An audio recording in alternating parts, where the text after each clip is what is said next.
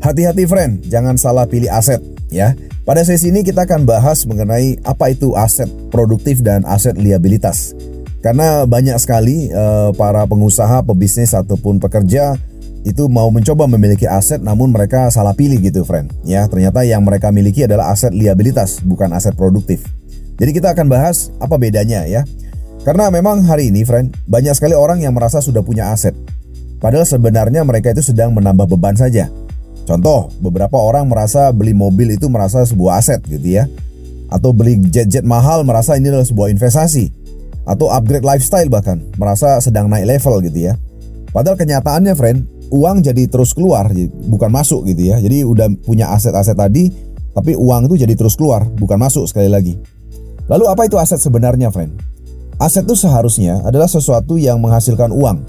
Bukan sekedar mahal, atau ingin terlihat keren, atau dimiliki banyak orang.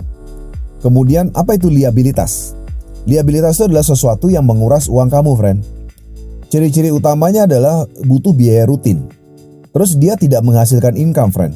Dan nilainya itu cenderung turun. Nah lalu kalau kita lihat apa perbedaannya aset liabilitas dengan aset produktif. Ya kita bicara aset produktif. Ya. Kemudian aset produktif itu menghasilkan uang friend. Sementara kalau aset liabilitas itu mengeluarkan uang. Kalau aset produktif itu menambah cash flow kamu, ya. Sementara kalau aset liabilitas itu mengurangi cash flow, ya. Kemudian aset produktif itu nilainya bisa naik, ya. Kemudian aset liabilitas itu nilainya cenderung turun. Aset produktif membuat kamu tuh lebih bebas, friend. Sementara kalau aset liabilitas membuat kamu tuh makin terikat. Ini contoh nyata ya, friend ya, yang seringkali disalahpahami.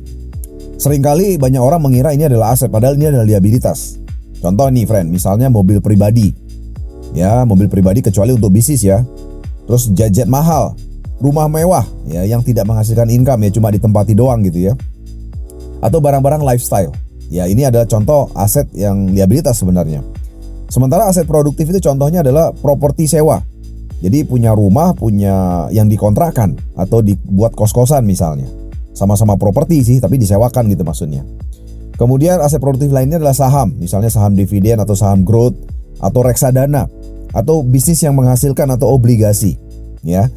Jadi kenapa sih friend banyak sekali orang yang salah pilih, ya, dan saya yakin kamu jangan salah pilih setelah mendengar ini ya. Karena banyak orang itu ingin terlihat sukses.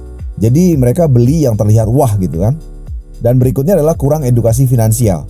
Mereka tidak tahu perbedaan antara aset dan beban. Jadi aset produktif dan aset liabilitas maksudnya. Mereka nggak tahu. Dan berikutnya terjebak gaya hidup. Dimana biasanya memang ketika income